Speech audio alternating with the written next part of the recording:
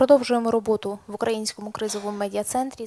We continue work at Ukraine Crisis Media Center, and now the floor is given to Colonel Oleksandr Motuzyanyk, Ministry of Defense of Ukraine spokesman on NATO-related issues.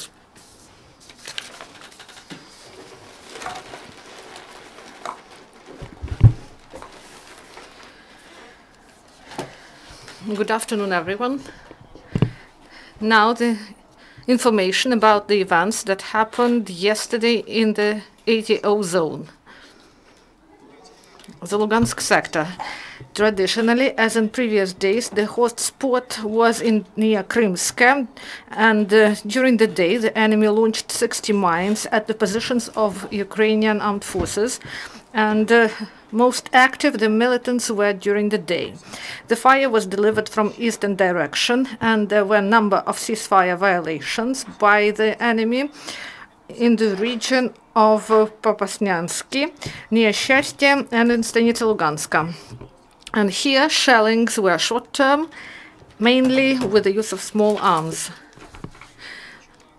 During the last 24 hours, there were 15 enemy shellings in the Lugansk sector, including 4 with the use of mortars. During the last 24 hours, in the Donetsk sector, for the first time, there were no ceasefire violations with the use of heavy weapons. This is for the first time during many months of confrontation. In the majority of cases, the militants used small arms and grenade launchers rarely. And the biggest activity of the enemy was the positions of Ukrainian forces near Avdiivka, and also there was one shelling delivered by the enemy in Novolugansk and Zaitsevo. And in the first case, the activity of enemy sniper was recorded. So on the whole, during the last 24 hours in the Donetsk sector, there were 9 enemy shellings recorded. And in the Mariupol sector, military actions are of low and mid intensity.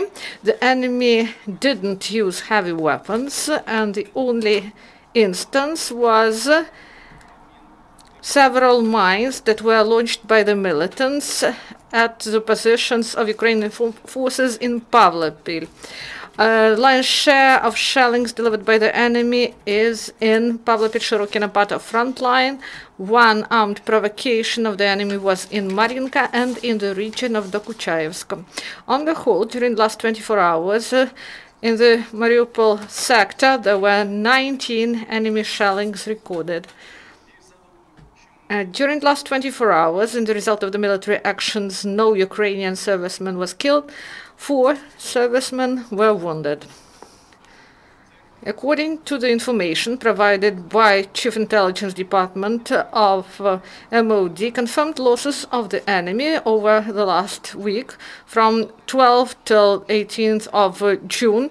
These are 16 dead and 39 wounded occupants. 35% of losses were in Avdiivka, 33% in Mariupol sector, and 20% in the region of Bakhmut Road. And in the region of Bakhmut Road, the occupants had the majority of those who were killed. So armed forces of Ukraine will continue to return fire in case of aggressive actions of the enemy, and if they fail to adhere to paragraph 1 of the Minsk Accords. According to the information provided by Chief Intelligence Department of MOD, a group of servicemen came to Debaltseve and Gorlovka. They went by car with the license plate numbers of Penzinsky Oblast. There are 2 military units deployed. The training center of Chief Intelligence Department that train artillery personnel, and 594th Regiment of Russian National Guard that are successors of Russian NKVD with their specific repressive functions.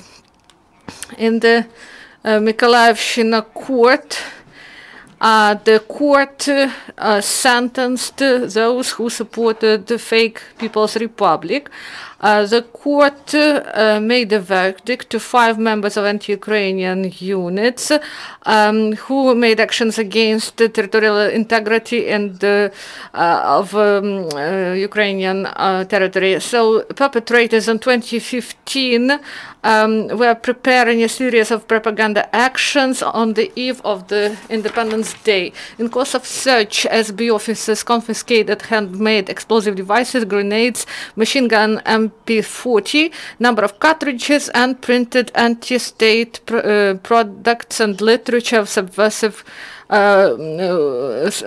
content. So they were sentenced to 5 years, and 3 of the participants had probatory period. And in Lysychansk, they were training for police officers. The aim of this training is to increase combat capability of personnel to counteract terror and subversive groups. They had the first practical tasks and drill practice, and then they rehearsed actions in case of shelling of police car and also freeing of hostages and detention of armed criminals. If you have questions, please ask. Introduce yourself first. Fifth channel, please tell us about the situation with Oleksandr Boyko, the officer of National Guard, who is suspected to be in the hands of the terrorist. Could you comment on this? Thank you. Yes, according to information provided by National Guard of Ukraine, one of the servicemen of the National Guard went missing, and now the command of the National Guard do everything possible in order to find him. The information is provided, and now whether he is held by Russian occupation forces, we do not know, but we try to find out where he is, and everything is done in order to get this information. Thank you. Do you have other questions? And there are no. Thank you, and goodbye.